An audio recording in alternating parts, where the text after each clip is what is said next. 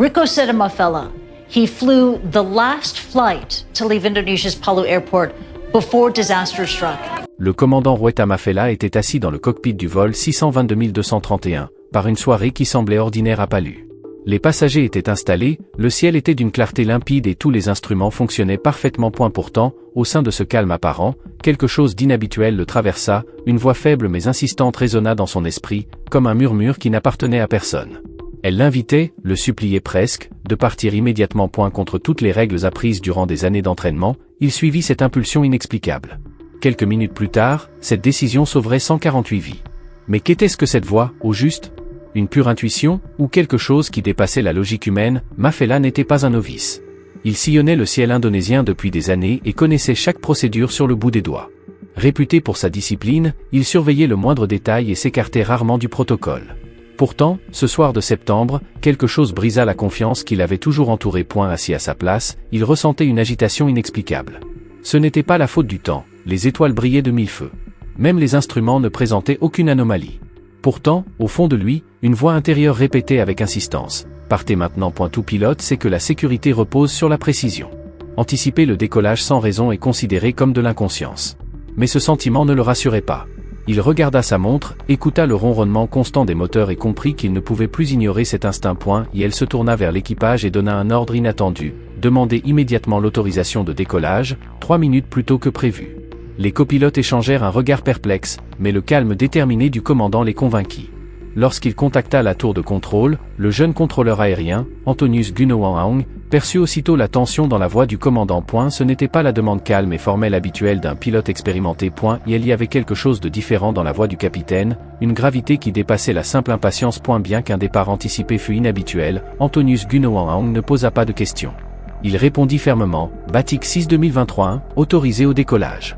Ce bref échange a silencieusement changé le cours de l'histoire. Mafela poussa les manettes des gaz vers l'avant, et l'avion prit de la vitesse sur la piste, de plus en plus vite, jusqu'à décoller du sol. À bord, les 148 passagers s'installèrent confortablement, ignorant qu'à cet instant précis, leur vie venait de franchir le seuil de l'impossible. Certains ouvraient des livres, d'autres fermaient les yeux, et quelques-uns se perdaient dans la vue de la côte indonésienne qui se déroulait sous leurs yeux. Dans le cockpit, cependant, le cœur du capitaine battait la chamade.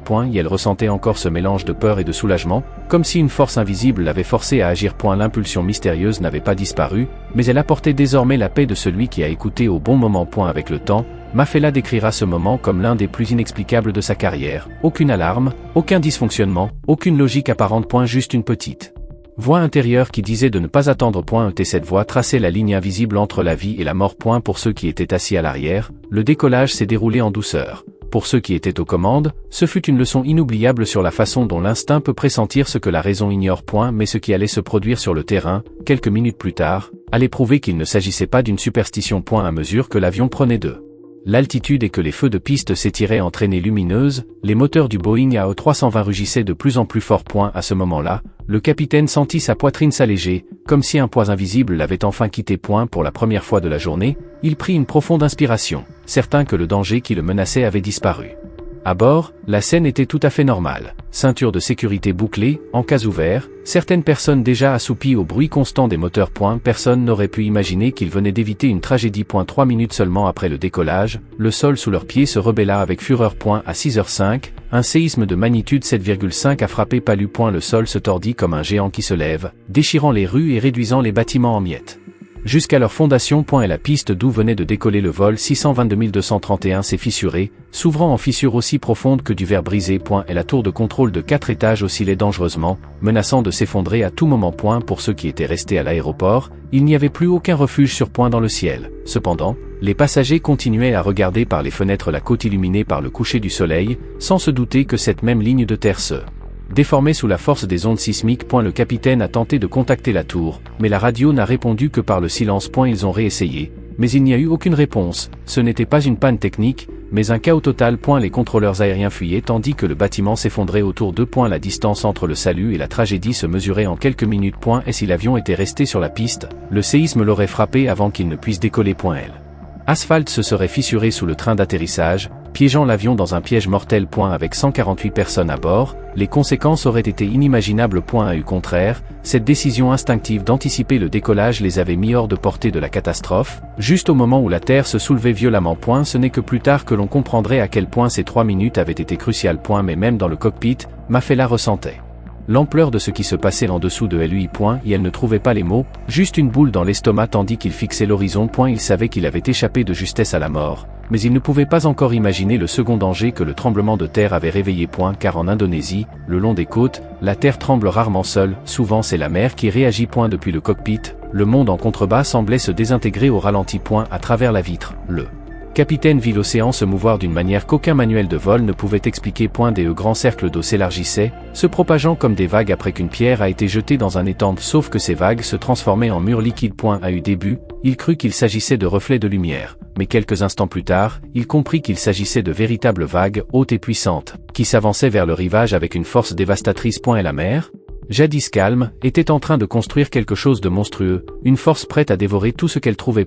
À environ 500 mètres au-dessus du sol, l'avion offrait une perspective que peu de gens souhaiteraient voir. Et la côte de Palu se tordait comme si elle était vivante. D'en haut, Mafela voyait des immeubles s'effondrer, des nuages de poussière s'élever là où se trouvaient autrefois des quartiers, des rues déchirées et des étincelles jaillir des lignes électriques rompues. Et elle a essayé d'appeler la tour à nouveau, une fois, 2 fois, 3 fois. Seul le silence. Ce manque de communication lui glaça le sang. Il comprit que quelque chose de terrible était en train de se produire. À ces moments-là, le silence était plus pesant que n'importe quel cri. Parmi les passagers, certains commencèrent à remarquer des mouvements anormaux de la mer à travers les petites fenêtres. On pouvait l'apercevoir sur l'eau, des cercles concentriques qui s'élargissaient, et certaines personnes se mirent à marmonner, confuses. Mais la plupart restaient inconscients de la destruction qui se déroulait sous leurs yeux. Dans le cockpit, cependant, l'instinct du capitaine lui criait que ce n'était pas qu'un simple tremblement de terre, mais le début de quelque chose de bien plus important.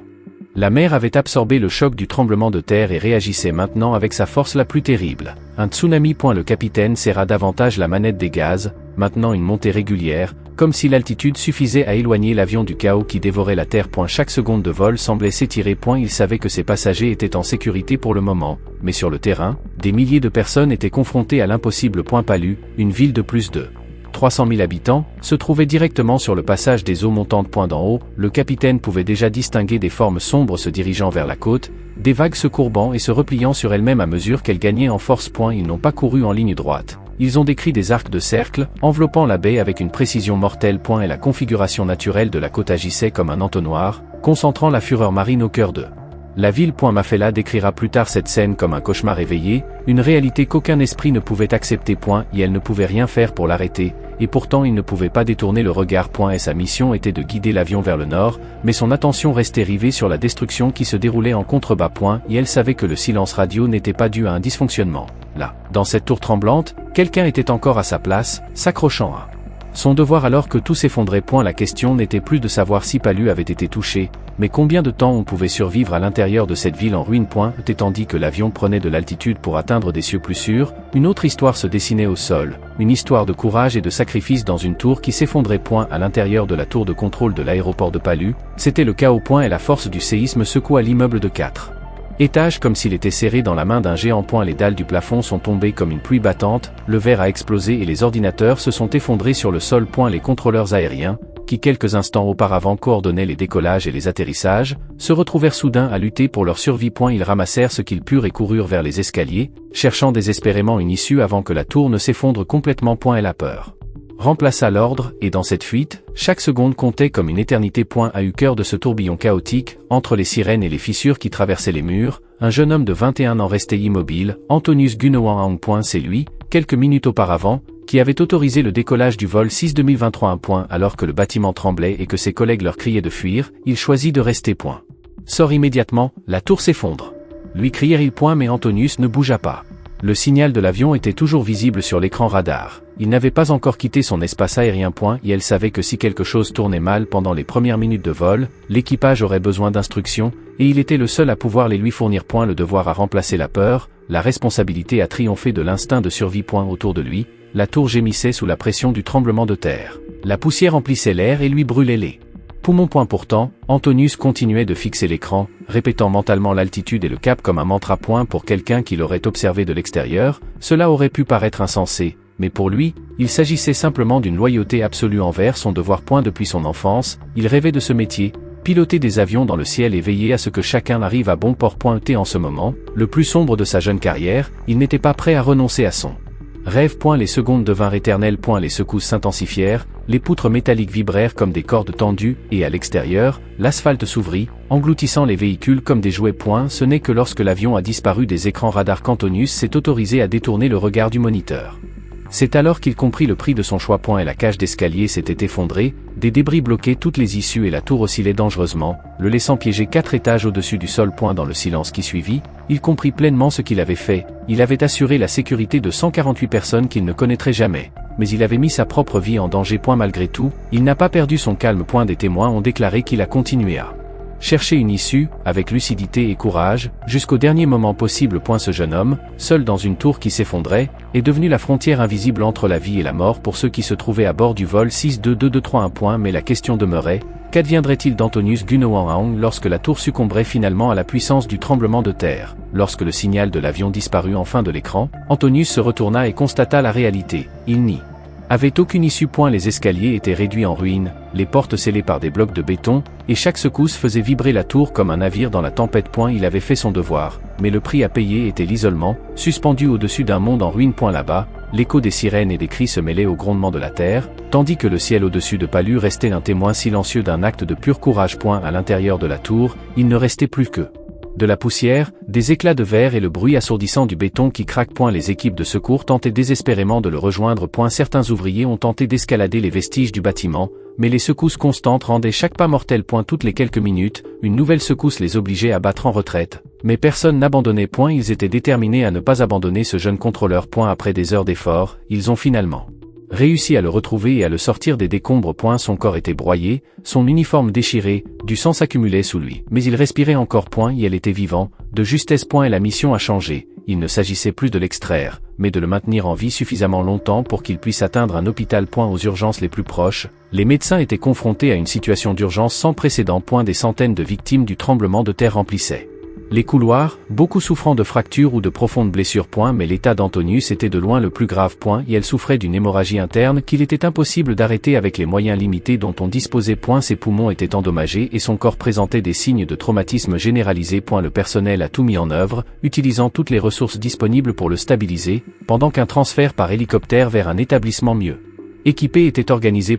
Et elle devait simplement tenir bon. Les minutes se transformaient en heures, et chaque respiration devenait un combat. Les infirmières pressaient les plaies, les médecins vérifiaient le pouls de plus en plus faible, sachant que le temps pressait. Lorsque la nuit est tombée sur Palu, l'hélicoptère n'était toujours pas arrivé. Les routes détruites, les lignes de communication coupées et le chaos du tsunami ont rendu toute opération de secours impossible. Ainsi, le jeune homme qui avait tenu bon pour protéger 148 inconnus ne put être sauvé. Quelques heures après son acte de courage, Antonius Gunawan mourut sur un lit d'hôpital, loin de la tour mais portant encore le poids de son sacrifice. Des témoins ont déclaré que ces derniers instants n'ont pas été marqués par la peur, mais par un calme profond, presque conscient. Même souffrant, il semblait comprendre la valeur de ce qu'il avait accompli. Ce contrôleur qui a refusé d'abandonner son devoir à tout donner pour la sécurité des autres. Son histoire ne s'est pas arrêtée à la survie, mais à quelque chose de plus grand, un héritage de courage et de dévouement destiné à perdurer.